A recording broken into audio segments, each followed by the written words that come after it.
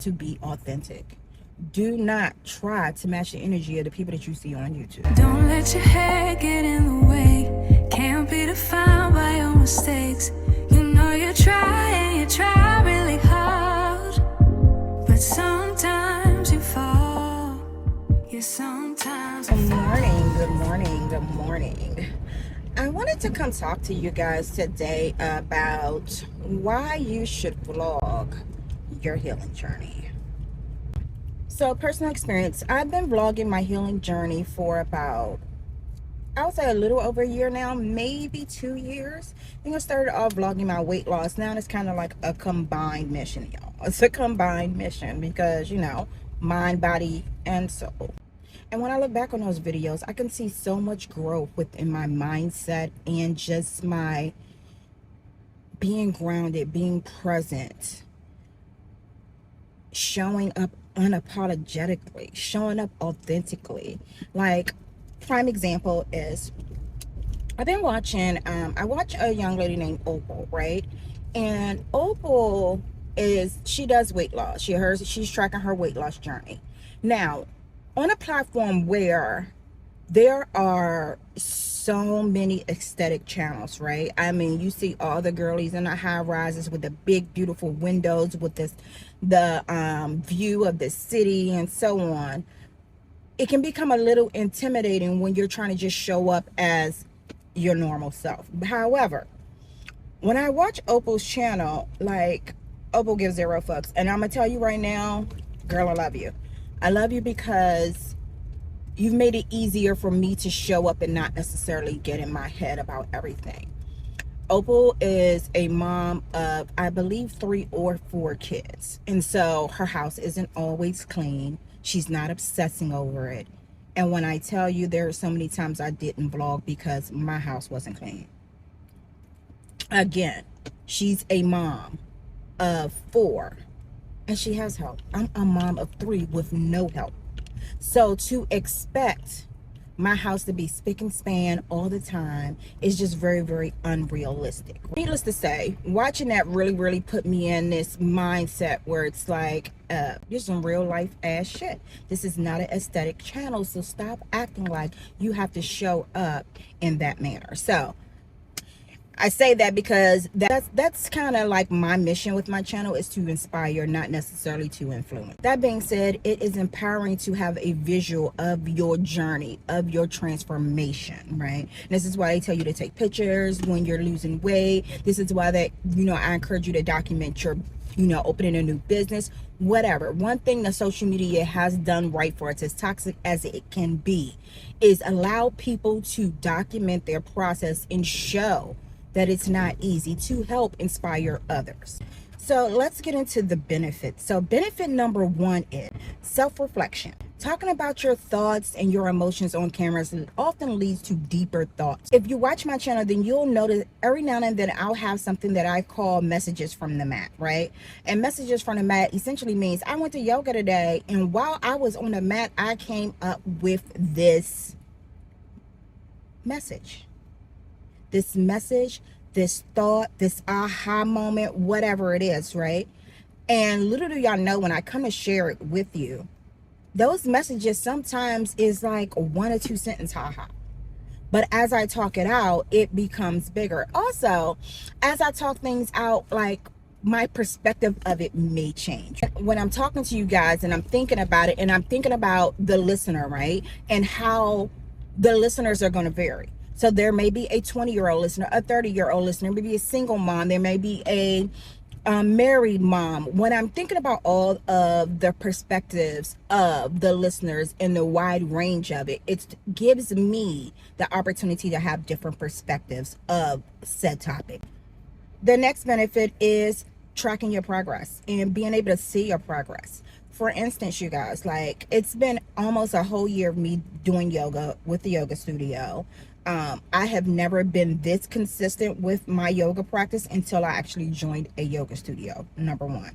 Number 2, I'm going to be honest with you guys. When I first started, what I thought I was going to get out of this yoga practice is totally opposite of what I actually got. And they tell you this, but you really don't understand it until you do it. And I cannot wait. I'm working on a vlog now, and I can't wait to finish it, of the things that I learned in my 1 year of being consistent with my yoga practice. I went from ambassador to content creator to student teacher to now a substitute teacher. And each phase came with different lessons, deeper lessons, you know what I'm saying? So it is very empowering to see the tracking of your progress. Number three is actually why I started it. Accountability. I thought y'all was gonna hold me accountable, but not so much. But it does help me continue, you know what I'm saying? So even when I fall off, it helps me get back on. And shout out to all of my weight loss YouTubers who lost 100 pounds, gained it back, had to do it again, or fell off track, lost 20-30 pounds, fell off track, had to get back on track. And shout out to you for getting on camera anyway, because I know how it feels. I know how it feels to have to crawl from underneath a rock and say, y'all, I failed, but I'm doing it again, right? It's hard enough to face yourself in the mirror in those moments, but then I have to do it to a whole audience. Some that know you, some that don't, some that's haters, some that are supporters. You know what I'm saying? So shout out to y'all, because y'all have given me the strength. Again, back to this, not an influence, let's inspire. Y'all gave me the inspiration to be able to show up. You know what I'm saying? And get back on ball, because it's like, girl, you're not the only one. Sometimes we just need to see that we're not the only one. Emotional release. So sometimes blogging your healing journey can be almost like a diary, right? Of course, it's your channel. Share what you want. Don't share what you want. You also don't necessarily have to put it on YouTube. You could just document it, and then later, if you want to use it, which I'm going to get into why that's a good idea. Later, if you want to use it, then you have the footage, you have everything to go back to. And I know, like, for instance, I'm gonna give you an example. I have a cousin who vlogs her weight loss, and I noticed that when she's really in the thick of it, she's not on YouTube. Like, her page is very curated. She's gonna wait till she actually has progress that she can show, and then she's gonna give you a video. Me, not so much. Y'all finna see it all. Y'all finna see the good, the bad, the ugly, the struggles, the wins, the losses, the highs, the lows, all of it. I know for me, I can't go ghost, lock in, and then show back up. I just really just have to do it. And I really just want y'all to see the struggle of it all, because too often we say, oh, I lost 20 pounds in a month, and they'll tell you what they did, but you really don't see how hard they work. You'll see people who have lost 100 pounds, and you really don't see the ups and downs and stuff. And sometimes you can get discouraged assuming that it should be easier than what your experience actually is. And so I'm an advocate for showing up, showing the process, showing the struggles, showing the good, the bad, the ugly, and letting the chips fall where they may. And also, again, it helps with accountability. And the last benefit is inspiring others, which we've already discussed. You know what I'm saying? Anything you do, there's always somebody who can relate. And there's always going to be someone who is looking to you for some type of solution, idea, inspiration, motivation, so on. And in doing so, I want you to remember that if you've healed one thing, if you've only healed one thing, that's one thing more than somebody else has healed. If you're only on step 10 of 50, there's somebody on 1, there's somebody on 2, so you can help them get to 10. So I don't want someone to watch this video and assume that you have to be healed, or you have to be to a specific place, or you have to have all the answers. Here's the reality of the situation. You're not gonna be successful at anything if you have the self-doubt in your mind. So if you're not showing up with the assumption you're not gonna get through it, for instance, my sugar addiction. If I did not start vlogging my sugar addiction and trying to push through this because I assumed I wasn't gonna be able to, then I'm not gonna be able to. So 4 quick steps on how to start your vlog. Number 1, you want to be authentic. Do not try to match the energy of the people that you see on YouTube. Do not try to be the fashion girly if you're not the fashion girly, y'all. I am not the fashion girly. Do not try to be the fitness influencer if you're not the fitness influencer. I am not a fitness influencer. You know what I'm saying? Like, I really don't fall in any specific niche. My channel is basically, look, this is life. I'm a single mom, a survivor of DV. I am a yoga teacher. I've taken you guys on my journey a little bit with learning yoga and, you know, getting my teaching certificate. I'm taking you on my journey with my sugar addiction. I have talked about my case as a single mom and child support woes. So again, it's not me trying to be anybody in particular. This is my life. This is what's going on, and I'm doing the best that I can. And I hope that you guys learn something along the way. And what I try to do with my healing vlogs is, whatever I'm struggling with, I go and research. I go and research and try to figure out, you know, how do I cure this? How do I help myself through this? You know, what's the best way to handle this situation? What is the most holistic way to handle this situation? What's the most grounded way to handle this situation? And then I share. And that's what it's going to be. So it's it's several parts to why vlogging aids me in my healing journey. And one of them is pushing me to go do the extra research and dig deep and find the answers to the situations or to the struggles or whatever that I may be experiencing at the time. Number 2, be consistent. You got to be consistent, y'all. Now, I'm gonna say this. If you're not putting it on YouTube and you're doing it just for your personal diary, be as consistent as you can, but make room for giving yourself grace.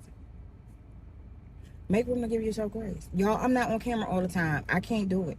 I can't do it. We were just talking about this when I was talking to the young ladies at the content creator event. Like, yeah, I was like, I didn't vlog any of this because I was already so tired trying to get to that shoot that I was just like, girl, no, we're not about to do this. We're not about to do this. So I didn't do it.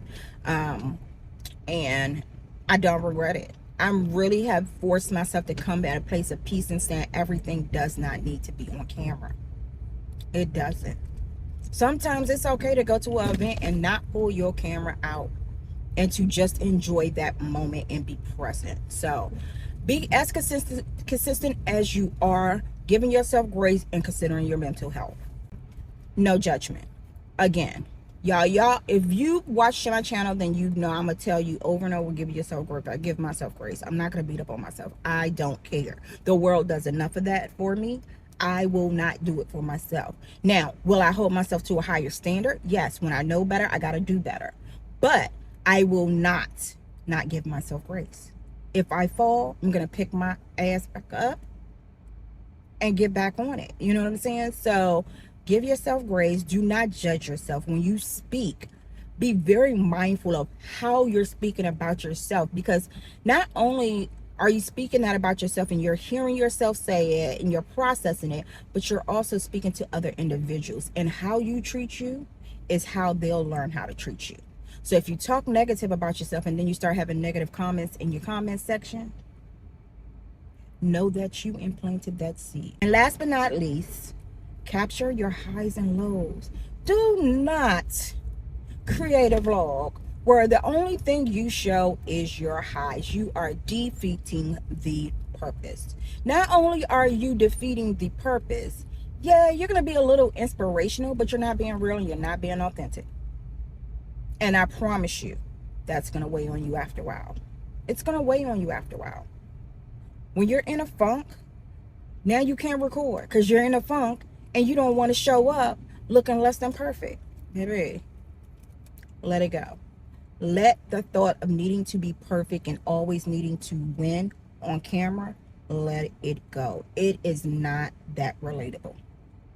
Yes, there are going to be some girlies that look at you and be like, girl, I want to be like her. Ooh, I want to be like her. Ooh, she inspired me. Ooh.